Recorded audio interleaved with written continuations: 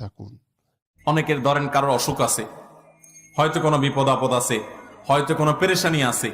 এই পেরেশানির সময়, বিপদ আপদের সময় ওনাকে যদি জিজ্ঞাসা করেন ভাই কেমন আছেন, তো কি বলে? হ্যাঁ, মনে করেন খুব বিপদ আপদে আছে, খুব ঝামেলা যাচ্ছে, মুসিবত আছে, পেরেশানি আছে, অসুখ বিসুখ আছে, যদি জিজ্ঞাসা করেন ভাই কেমন আছেন, কি বলবে? কোন মতে আছি। আর কি বলবে?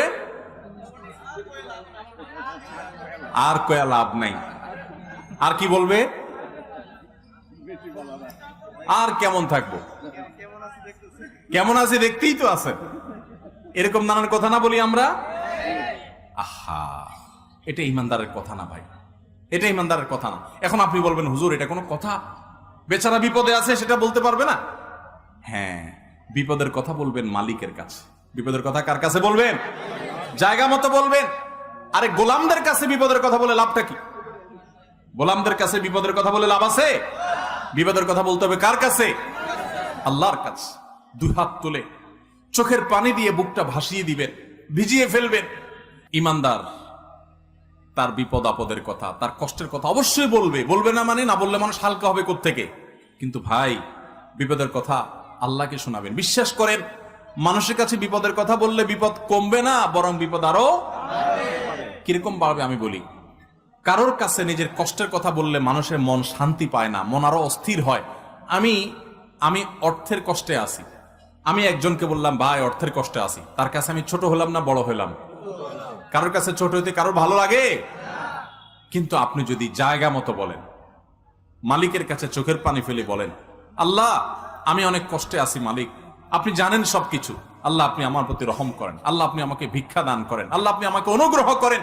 আপনি যদি আল্লাহর কাছে চোখের পানি ফেলে নিজের কষ্টের কথা বলেন, ভোর রাতে উঠে তাহাজ্জুদের সময়, আল্লাহর কসম করে বলছি, আল্লাহর শপথ করে বলছি, আল্লাহর কাছে যদি বলতে পারেন, দেখবেন সাথে সাথে বলে শেষ করবেন, চোখের পানি ফেলে একটু সেজদায় গিয়ে একটু দোয়া ভালো করে একটু কাঁদতে কাঁদতে বলেন, যেমনে পারেন নিজের ভাষায় একটু আল্লাহর কাছে খুলে বলেন। বলার পর দেখবেন নিজের মনটা অনেক হালকা হয়ে গেছে। যাদের জীবনে এ অভিজ্ঞতা নাই, সালহাতু সঙ্গে বুদি দিল খারাস আজমুদে এক জামানা খাকে বাস।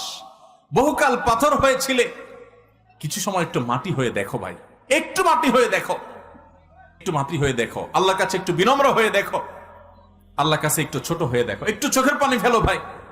একদিন একটু ভোর রাতে উঠো, ও যুবক ভাই আমার, তাহাজ্জুদ পড়ে একটু দুহাত তুলে আধা ঘন্টা ধরে একটু কাঁদো আল্লাহর কাছে। আল্লাহ আমার চাকরি হচ্ছে না, দাঁড়ে দাঁড়ে ঘুরছি, আল্লাহ হচ্ছে না, তোমার কাছে অসম্ভব বলতে কিচ্ছু নেই।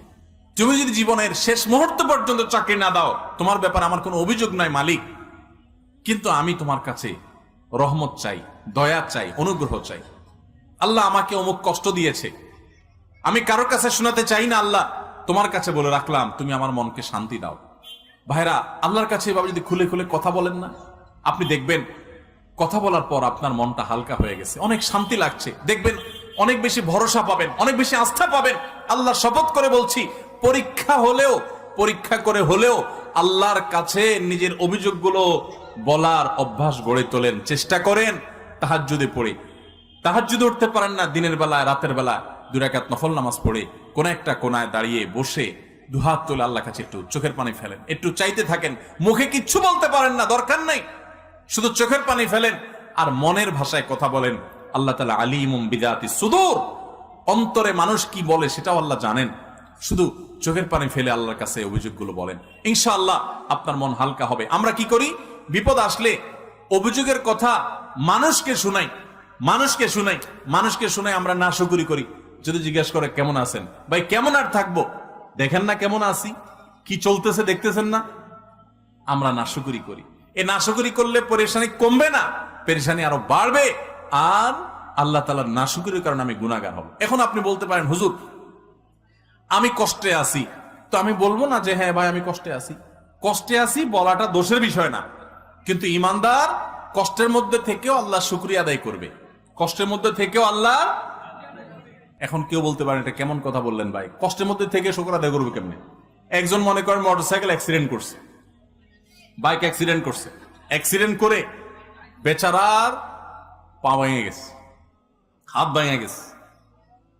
এখন সে আল্লাহর কাছে কি বলে শুকর আদায় করবে যে আল্লাহ আমার ট্যাংটা ভাঙিয়ে দিছো, তোমার শুকরিয়া। এই সে কোন যুক্তিতে শুকর আদায় করবে?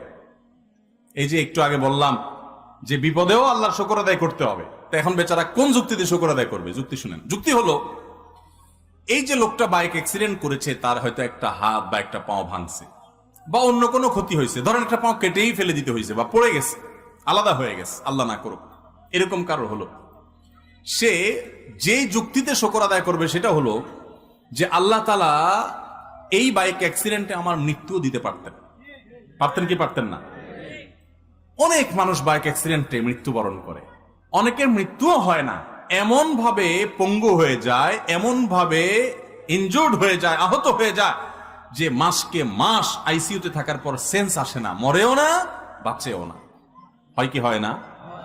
তো আল্লাহ রাব্বুল আলামিন আমাকে সেই অবস্থা দেন নাই, তার চাইতে আমি বহুগুণ ভালো আছি। অন্তত সেই দিকে তাকিয়ে ইমানদার বলবে আলহামদুলিল্লাহ, আমার একটা পাও ভাঙছে, আল্লাহ আমাকে তো জীবিত রাখছেন, আমার একটা পাও ভাঙছে, আর একটা পাও তো আল্লাহ ভালো রেখেছেন, আমার এই বিপদটা হয়েছে, অমুকটা তো হয় নাই। এরকম যখন চিন্তা করবেন তখন নগদ একটা লাভ হবে কি জানেন? একেবারে নগদ লাভ হবে। ওই কষ্ট যেটা আপনার হচ্ছে, আপনার পাও ভাঙলো, আপনার যে পেরেশানি, এই পেরেশানিতে সাথে সাথে একটা মানসিক প্রশান্তি পাবেন, কারণ আপনি নিজেকে এর চাইতে কঠিন পরিস্থিতির সাথে কম্পেয়ার এবং তুলনা করেছেন। তুলনা করার সঙ্গে সঙ্গে আপনার মনের ভিতরে প্রশান্তি অনুভব করবেন। আলহামদুলিল্লাহ, আমি তো প্রাণে বেঁচে আছি। আমি তো অনেককে জানি যে সে অ্যাক্সিডেন্টে গিয়ে সে ব্রেইনে আঘাতপ্রাপ্ত হয়ে সেন্সলেস হয়ে সে আইসিইউতে, সে মাসকে মাস বছরকে বছর ভুগতেছে, বিছানায় সারা জীবনের জন্য শুয়ে গেছে, আর সে মৃত্যু পর্যন্ত উঠতে পারবে না, এভাবে তার বাকি জীবন কাটাতে হবে। আমি তার তুলনায় আল্লাহ অনেক ভালো রেখেছেন, যে পাও ভাঙছে 1-2 মাস পর ইনশাআল্লাহ ঠিক হয়ে যাবে, হয়তো কিছু পয়সা খরচ হবে, এর চাইতে বেশি পয়সাও তো খরচ হতে পারতো, আল্লাহ তাআলা আমাকে সেই তুলনায় তো ভালো রেখেছেন। এই কথা চিন্তা করে শুকর আদায় করবেন, এর নাম হলো ইমানদার। আল্লাহ তাআলা আমাদের সবাইকে সুখে দুঃখে সর্বাবস্থায় আলহামদুলিল্লাহ বলার তৌফিক দান। আমার কাছে অনেক মানুষ আসে অফিসে, আয়সা বলে হুজুর আমার বিপদের কোনো শেষ নাই, কোনো শেষ নাই। অনেক সময় মহিলারা আসেন, এসে বলেন ভাই একদিক থেকে তো মানুষ একটু সুখে থাকে, আমার স্বামীটাও মানুষ না, কষ্ট দেয়, শাশুড়িও অনবরত আমাকে কষ্ট দেয়, দুঃখ দেয়, আমি বাপের বাড়িতে গেলে বাপের বাড়িতে আমাকে কটু কথা শোনায়, মন্দ কথা শোনায়, তারা আমার দোষ দেয়, তারা পরিস্থিতিটা বোঝার চেষ্টা করে না। হুজুর এমন মহিলাও আমার কাছে ফোন করেছে, বলেছে হুজুর স্বামীটা তো অমানুষ, অমানুষ, নিজের পেটের সন্তানগুলো বড় হওয়ার পর বাপের মতো তারাও অমানুষ হয়ে গেছে, আমাকে চিনেও না। আমি সেই সমস্ত বোনকে বলি যে আপনার স্বামী, ছেলে মেয়ে, বাপ মা সবাই অমানুষ, সবাই আপনার প্রতি জুলুম করছে, সবাই কষ্ট দিচ্ছে, আমি মেনে নিলাম। এই সকল কষ্টের বিনিময়ে যদি আল্লাহ তাআলা আপনাকে জান্নাত দেওয়ার সিদ্ধান্ত নেন, যে আমারে বান্দিকে আমি স্বামীকে দিয়ে কষ্ট দিব, খানায় কষ্ট দিব, অসুখ দিয়ে কষ্ট দিব, নানা রকম বিপদ দিব, এই বিপদগুলার কি একসময় শেষ আছে না নাই? শেষ আছে। আর কিছু না হোক মরলে তো শেষ হয়ে যাবে। মরার পরে কি স্বামী কষ্ট দিতে পারবে? শাশুড়ি কষ্ট দিতে পারবে? কে কষ্ট দিতে পারবে না। আপনার যত কষ্টই হোক এই কষ্টের একটা এন্ডিং আছে না নাই? একটা এন্ডিং আছে, একটা শেষ আছে। যদি আপনার কষ্ট শেষ হওয়ার পর আল্লাহ সুবহানাহু ওয়া তাআলা কিয়ামতের দিন আপনাকে বলেন বান্দা তোমাকে অনেক কষ্ট দিয়েছি, বিভিন্নভাবে পরীক্ষা করেছি, তুমি সারা জীবন 40, 50, 60 বছর কষ্ট করেছো, এই 50 বছর টানা বহু দিক থেকে কষ্ট সহ্য যে করেছো, তার বিনিময়ে তোমাকে অনন্ত অসীম কালের জান্নাত, যেটা শুরু আছে শেষ নাই, সে জান্নাত তোমাকে আমি ওই 40 বছরের কষ্টের বিনিময়ে দিয়ে দিলাম। তাহলে এই ডিলিংসটা, এই আল্লাহর সাথে এই ডিলটা, আল্লাহর সাথে এই লেনদেনটা, এই বিনিময়টা, এই কম্পেয়ারটা দুনিয়ার কষ্টের বিনিময়ে আখিরাতে অনন্ত অসীম কালের জান্নাত যদি আল্লাহ দেন, তাহলে সেটা লাভজনক না লস? লাভ না? তো ইমানদার যখন এভাবে দেখবেন, তখন তার ওই দুঃখের মধ্যে থেকেও সুখের হাসি হাসতে ইচ্ছা করবে, সুযোগ তৈরি হবে। আল্লাহ ইমানদারকে এত বেশি সমৃদ্ধ করেছেন। নবী সাল্লাল্লাহু আলাইহি ওয়াসাল্লাম বলেছেন আজাবান লি আমরিল মুমিন, ইমানদারের পুরো বিষয়টাই তো পিকুলিয়ার, অদ্ভুত, আশ্চর্যজনক। কিরকম? ইন্না আমরাহু কুল্লাহু খায়র, ইমানদারের পুরো জীবনটা, পুরো লাইফটাই তো কল্যাণই কল্যাণ। ইমানদার হলো হাতির মতো।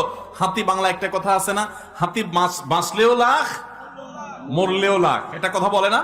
ইমানদার হলো সেরকম যে ইমানদার তার কোনো ক্ষতি নাই যদি সে সঠিক সিদ্ধান্তটা গ্রহণ করতে পারে, ঠিক মতো যদি স্টিয়ারিং হুইলটা ধরে রাখতে পারে, তার লসের কোনো সম্ভাবনা নাই।